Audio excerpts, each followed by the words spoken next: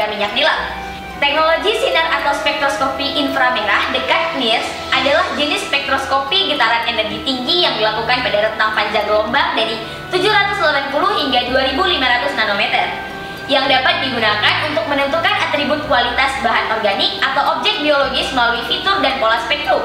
Cara pemakaian alat NIRS sebagai berikut. 1. Hidupkan perangkat NIRS. 2. Buat laptop yang hubungkan ke laptop yang sudah ada software integrasi dengan alatnya. 3. Tunggu 3 menit untuk warm up.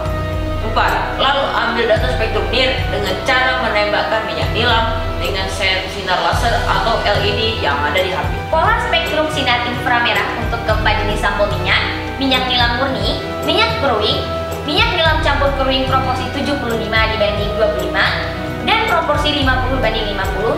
Tipikal spektrum pada kedua jenis minyak yaitu minyak nilam dan minyak keruing tidak terlalu berbeda. Beberapa literatur menyebutkan bahwa minyak keruing memiliki kesamaan dalam minyak nilam.